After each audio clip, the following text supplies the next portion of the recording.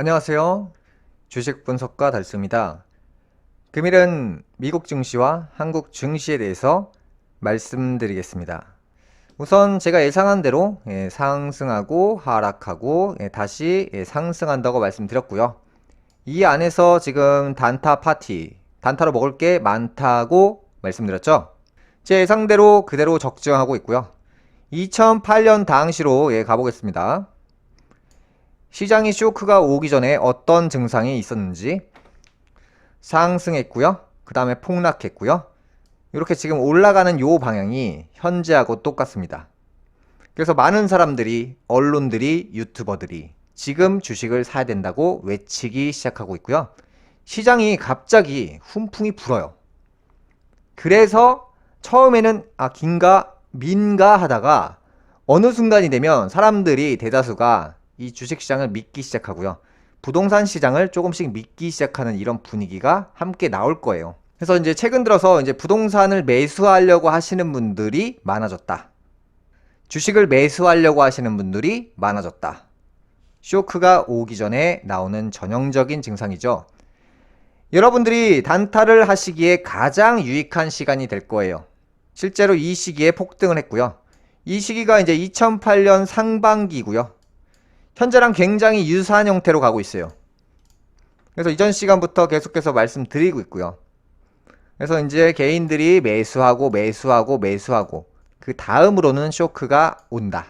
그래서 지금은 훈풍이 불고 있어요. 진짜로. 토끼몰이의 기본적인 이론에 대해서 제가 말씀드렸어요. 개미가 매수하게끔 낚시를 하는 방법이에요.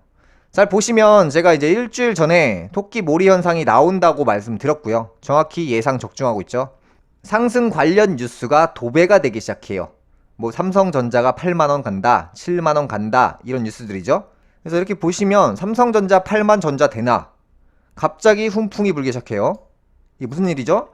실적이 갑자기 좋아진다고 합니다. 이게 무슨 일이죠? 그래서 이 현상이 나오면 주변에 또다시 주식 열풍, 광풍이 불면서 신규 매수자들이 은행에다 돈을 맡겨 놓았던 사람들이 지금이 저가인가? 생각하고 들어오기 시작해요. 그 다음에 이제 유튜버들이, 언론들이 바닥이다, 지금 사야 한다고 얘기하는 사람들이 갑자기 많아진다. 테슬라 같은 경우도 예상 적중을 하고 있죠. 그래서 테슬라는 항상 패턴이 똑같다고 말씀드렸죠. 바닥 찍고 올라가고 바닥 찍고 올라가고 바닥 찍고 올라가는 이 패턴이 동일하다. 근데 중요한 포인트를 다시 말씀드릴게요. 바닥 찍고 올라가는 것은 사실이 맞죠. 근데 중요한 것은 이 고점 영역이 갈수록 낮아지고 있다는 거예요. 이 바닥도 계속해서 내림세를 보이고 있다.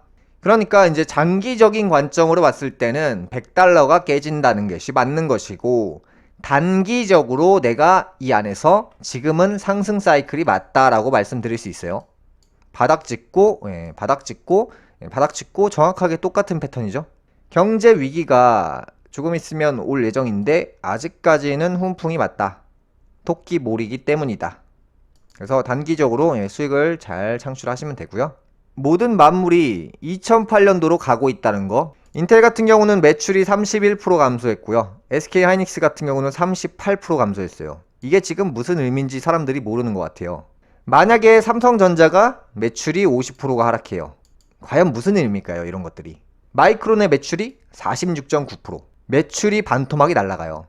회사의 가치가 반토막이 날아갈 준비를 하고 있다는 거예요. 1분기가 지나면 갑자기 좋아진대요. 이거 무슨 말이지? 이 하이닉스 같은 경우도 21년도 12월에 12조 원대 매출을 기록을 하다가 1년이 지나서 갑자기 8조 원대 매출을, 그러니까 4조 원이 그냥 공중분해가 된 거죠. 매출이 거의 근 40%가 증발했다는 건 이건 쇼킹이에요. 쇼킹. 국가 부도의 날이 올 수도 있다는 거예요. 이게 사람들이 그냥 이게 잠깐 그런다 이렇게 생각하시는 분들이 많은데, 이게 지금 엄청난 재앙이 지금 오고 있다는 거. 왜 사람들이 이 시장을 긍정적으로 보는지 아세요? 정치인들이 지금 길들이기를 하고 있거든요. 우리 지금 괜찮아. 고용지표 봐라. 뉴스라는 곳에서 이 증시나 부동산을 갑자기 긍정적으로 표현하는 사람들이 등장하고, 유튜버들이 갑자기 이 시장을 긍정적으로 얘기하는 사람들이 많아지면서 나쁜 게 이제 다 끝났구나, 이제 좋아지겠구나를 믿는 사람들이 많아질 거예요. 전형적으로 쇼킹이 오기 전에 나오는 증상이죠. 생각해보세요. 매출이 반토막이 날아갔다는 거는 일자리가 반토막이 날아가는 거예요. 일자리가 반토막이 날아갔다는 것은 예를 들어서 직원들이 반토막은 잘려야 된다는 거예요.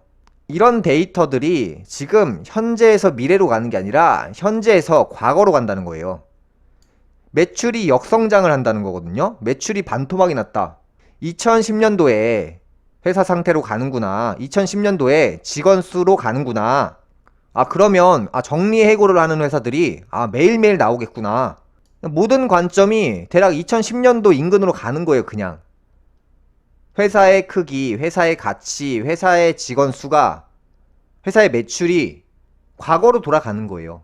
정부가 예를 들어서 이 세금을 1000조 원을 걷고 있다가 이 기업이 적자가 나면 1000조 원을 걷는 게 사라져요. 세금을 받을 게 없죠. 적자가 나니까. 이게 마이너스 성장인데, 마이너스 성장을 하게 되면 이 화폐가 증발을 해버려요. 이 회사가 이렇게 잘 보시면 영업이익이 4조 원대에서 1조 원대 마이너스로 돌아서게 되면 그냥 단순하게 1조 원이 적자 나고 그치는 게 아니에요. 1조 원이 적자 났고 여기서 예전에 원래 4조 원을 벌었잖아요. 그러니까 총 적자가 5조 원이 되는 거예요. 그렇게 되면 이제 공장 규모를 늘리던 것들도 잠깐 멈추죠. 돈이 들어갈 것부터 잠깐 스톱을 시켜요. 공사를 중단시킬 수 있고요. 작업을 늦추는 거예요. 그러니까 지금 당장에 공장을 완성시켜 봤자 당장 돌릴 수가 없는 상황이잖아요. 그렇게 되면 1년 걸릴 공사를 5년으로 늦추는 거죠. 일감을 줄인다는 거예요. 공장을 빨리 지으려면 사람들을 많이 고용해야 되고 인부들한테 돈을 많이 주면서 빨리 지어주세요. 야간에도 일을 해주세요. 이런 방식들을 쓰면서 공장을 빨리 지어서 빨리 가동해서 빨리 매출을 발생시키는데 적자로 돌아서게 되면 올해 10%만 짓고 내년에 10%, 내후년에 10% 이렇게 조금씩 짓자. 이런 식으로 바뀌어요. 그러면은 누가 제일 어려워지냐면 인부들이 굉장히 어려워져요. 인부들은 자영업자들의 꽃이죠. 어떻게 보면 이 사람들이 근처에서 밥 먹고 버스 타고 택시 타고 술 먹고 대리기사 부르고 이건데 인부들이 갑자기 노는 사람들이 많아져요. 1차적으로 여기서 이제 붕괴가 되는데 실제로 이 인부들이 지금 붕괴가 되고 있어요. 근데 이제 직장만 다니시는 분들은 감이 없는 거죠. 여기서부터 이제 터졌다는 것은 이제 전문 인부들이 잡부 역할을 하는 거예요. 원래 이게 A급이 있고 B급 잡부가 있고 C급 외국인이 있어요. 이렇게 표현을 하는데 이 A급 기술자들이 이제 비싸요. 16만 원에서 20만 원 이런 식으로 해요. 근데 이제 B급, C급이 되면 한 10만 원에서 13만 원 정도 한단 말이죠. 근데 A급이 일이 없어지면 이 아래로 내려와요. 하급지로. 하급지로 내려왔을 때 이 B급, C급들은 단가가 더 떨어지는 거예요. 단가가. 희한하게.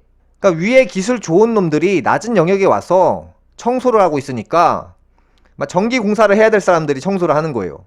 거기다가 이제 자영업자를 하다가 문을 닫은 사람들, 투잡을 하는 사람들, 이런 사람들이 다 이 시장으로 몰려요. 원래는 일자리가 부족했거든요. 근데 일이 없어서 난리가 되는 상황이 이제부터 시작한다는 거예요.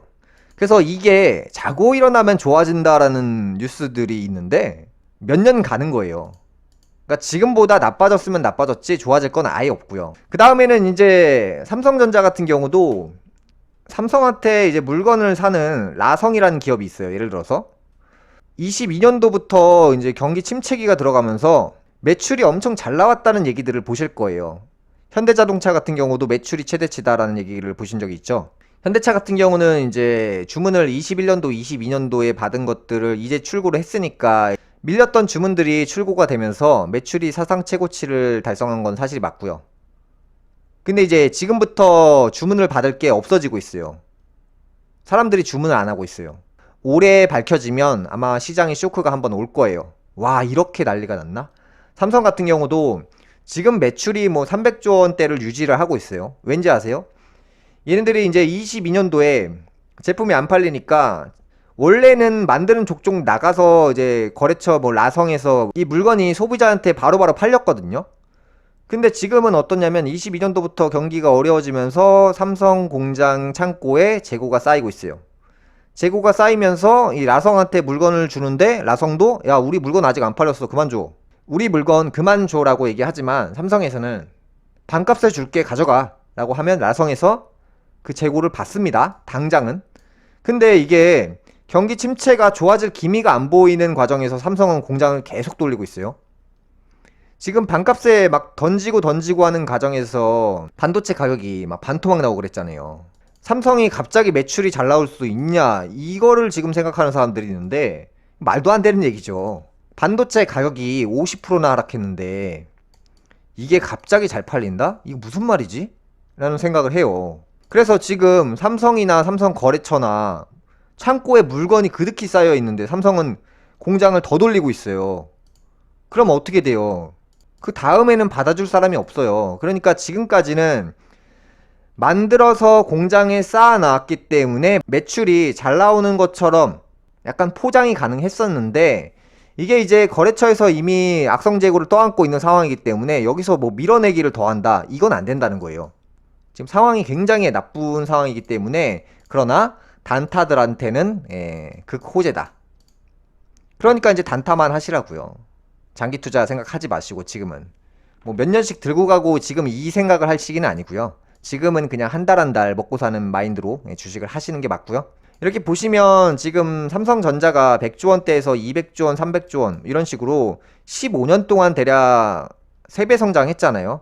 그 과정에서 이제 달러가 3배 정도 늘어났다고 했고, 음마아파트가 8억 원에서 24억 3배 올랐다고 말씀드렸죠. 이 화폐 이론을 이해하시면 이 시세가 왜 이렇게 돌아가는지 알 수 있고요. 자, 이렇게 보시면 삼성전자가 최고 매출을 달성했다. 이게 바로 최고의 악재라는 거예요. 저는 늘 장사와 사업을 늘 했기 때문에 이 원리를 정확하게 알고 있어요. 이게 뭐냐면 사람들은 계속해서 매출이 오르면 매출이 더 오를 것이라고 생각을 하지만 절대 아니라는 거예요. 왜냐하면 스마트폰을 처음에는 1명이 들고 있고 그 다음에는 1000만 명이 들고 있어요. 그 다음엔 나중에는 5천만 명이 다 사요. 이 과정에서 사람들이 핸드폰을 구입하는 과정에서 매출 계속 올라요. 컴퓨터를 구입하는 과정에서 매출이 계속 오르죠. 그 다음에 세련된 가전제품을 한 대씩 갖는 과정에서 매출이 계속 오르죠. 더 이상 뭔가 새로운 매출을 기대하기 어려운 상황이고요. 이제 교체 수요밖에 없는 거예요. 교체 수요. 신규 수요라는 게 있어야 되는데 원래 쓰고 있던 거를 경기 좋을 때 잠깐 바꾸고 경기 나쁠 때는 안 바꾸고 이런 느낌이니까, 경기가 나빴을 때는 매출이 폭락하는 게 당연히 맞는 거고, 경기가 좋았을 때는 교체 수요로 인해서 매출이 300조 원이 유지만 되는 거예요. 그 다음에 이제 화폐 가치가 떨어지면서 물건 가격을 올리죠. 뭐 냉장고 가격이나 TV 가격이 삼성전자가 역대치로 현재 비싸요. 말도 안 되는 가격에 팔고 있어요. 그래서 지금부터는 세일을 엄청나게 때리고 있잖아요. 그동안에는 정말 비싸게 팔았다는 거예요. 경기가 안 좋아지니까 전체 시장의 화폐 양이 줄잖아요. 인부들의 일당이 줄어들면 당연히 10명이 살 걸 1명만 사요. 매출이 폭락한다는 거예요. 그리고 이런 시기가 되면 결혼도 안 합니다. 가전제품 안 팔리고요. 핸드폰 있어요. 이미 있는데 뭐하러 바꿔요, 경기 안 좋은데. 아마존이나 뭐 페이스북, 인스타그램 막 이런 회사들이 잠깐은 실적이 좋아요. 그런데 광고료를 먹고 사는 뭐 유튜버나 페이스북 같은 회사들이 왜 결국에는 버틸 수 없냐? 최대 실적이 나왔다는 거는 최악이라는 거예요. 더 이상 실적이 좋아질 수 있는 이유가 사라진다는 거예요. 인구가 한정되었기 때문이에요. 그 다음에 이제 시장이 어려워지면 돈의 양이 줄어들어요. 돈의 양이 줄면 광고 모델의 몸값이 떨어져요. 그 다음에 광고 단가가 떨어져요. 기업이, 왜냐면 공격적으로 마케팅 비용에 돈을 막 한 달에 100억씩 쓰다가 이렇게 갑자기 적자가 나기 시작하면 광고료부터 줄여요. 아, 지금 어차피 우리가 지금 100억 원어치 광고해봤자 물건이 안 팔리니까 좀 줄이자. 그러면은 유튜브에서는 광고료를 받아갈 돈이 계속 줄어드는 거예요. 이게 지금 한 개만 망가지는 게 아니라 연쇄몰락이에요. 연쇄몰락. 다 연결돼 있어요. 거기다가 제가 이제 부동산 시장 박살나고 연예인 빌딩 부자들 파산한다고 말씀드렸죠. 그걸 21년도부터 주장했던 사람이고, 월세가 대세가 될 거라고 말씀드렸지만 대부분 믿지 못했어요. 서울 부동산 시장이 가장 먼저 침몰한다고 말씀드렸죠. 상급지인 서울에서 경기도나 천안이나 지방도시로 이동하는 현상이 나온다고 했고요. 서울에 빈집들이 넘쳐난다고 말씀드렸어요. 그래서 이제 서울 모든 시세가 다 폭락합니다. 상급지 붕괴 현상이죠. 하급지는 오히려 올라가는 현상이 나올 수가 있어요. 여기서도 자세하게 말씀드리면 3룸의 단가는 폭락하지만 원룸의 시세는 오히려 역상승할 수 있어요. 이 기본적인 이론에 대해서 이해를 하시면 분명히 이해하실 수 있고요. 그래서 이제 경매 시장의 물건도 31%나 늘어나고 있다는 거. 그래서 이제 낙찰이 안 되고 가격은 계속 떨어지는데 이 경매 시세가 먼저 움직입니다. 경매 시세가 폭락하면 현재 시세가 폭락합니다. 우리 동네 현대 아파트를 내가 살고 있어요. 근데 경매 시장에서 시세 이하로 시세의 80% 70%로 낙찰이 되잖아요. 그러면 현재 이 아파트 시세도 같이 붕괴가 돼요. 그래서 내가 뭐 비싸게 팔고 싶다, 나는 들고 갈 거다, 백날 우겨봤자 시세는 폭락한다. 답은 정해 있는 거예요 지금. 근데 시기가 다른 것 뿐이고요. 현재는 단기로 훈풍이 불잖아요. 실제로 그렇고요. 이런 시장에서는 여러분들이 단기로 먹을 게 굉장히 많아요. 그래서 이제 단기 관점으로 이제 보시고 매매하시면서 수익 올리시면 되고요. 국가들이 부도가 나는 현실을 여러분들이 보실 거예요. 우리나라도 해외에다 물건을 파는 입장이기 때문에 해외국들이 파산을 하게 되면 우리나라의 기업들이 굉장히 어려워질 거예요. 그래서 이제 매출 쇼크는 피할 수 없다. 다만 쇼크가 오기 전에 여러분들이 단기로 먹을 게 굉장히 많은 시기다. 금일 방송 여기까지 하겠고요. 시청해주셔서 감사합니다.